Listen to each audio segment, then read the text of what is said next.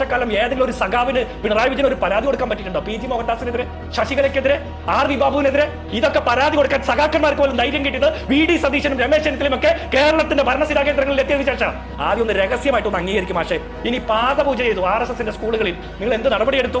RSSന്റെ സ്കൂളിൽ ഇലക്ഷന്റെ മുമ്പ് ബോംബ് പൊട്ടി, നിങ്ങൾ എന്ത് നടപടിയെടുത്തു? പാലത്തായിലെ കുട്ടിപ്പീഡകനെതിരെ നിങ്ങൾ എന്ത് നടപടിയെടുത്തു? സഹായിക്കല്ലേ ചെയ്തേ? കൊടകരയിലെ കുഴൽപ്പണ കേസിൽ BJPയുടെ സംസ്ഥാന പ്രസിഡന്റിനെ രക്ഷപ്പെടുന്ന നിലപാടെടുത്തില്ലേ? നിങ്ങളുടെ ഒന്നാം പിണറായി വിജയൻ സർക്കാരിലെ റവന്യൂ മന്ത്രി ഈ ചന്ദ്രശേഖരനെ ഇടിച്ച് ഇഞ്ചപ്പരുവമാക്കിയ BJPക്കാർക്ക് രക്ഷപ്പെടാൻ വേണ്ടിയിട്ട് കൂറുമാറിയത് CPMന്റെ നേതാക്കന്മാരല്ലേ? എന്ത് നടപടിയെടുത്തു? മഞ്ചേശ്വരത്തെ മറ്റേ തെരഞ്ഞെടുപ്പ് കോഴക്കേസ് സുരേന്ദ്രനെതിരെ നിങ്ങൾ എന്ത് നടപടിയെടുത്തു? തൃശൂർ പൂരം കളിക്കുക അജിത് കുമാറിനെതിരെ എന്ത് നടപടിയെടുത്തു?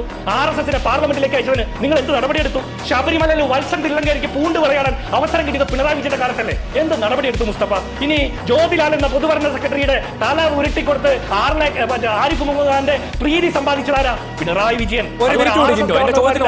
പ്രാധാന്യം കഴിക്കാൻ പറ്റാത്ത അസ്ഥിതയുള്ളതായിരിക്കായിരുന്നു പിണറായി വിജയന്. താങ്കൾ പറഞ്ഞ ഏതെങ്കിലും ഒരു IPS ഉദ്യോഗസ്ഥരെ സസ്പെൻഡ് ചെയ്തതിന്റെ പേരിൽ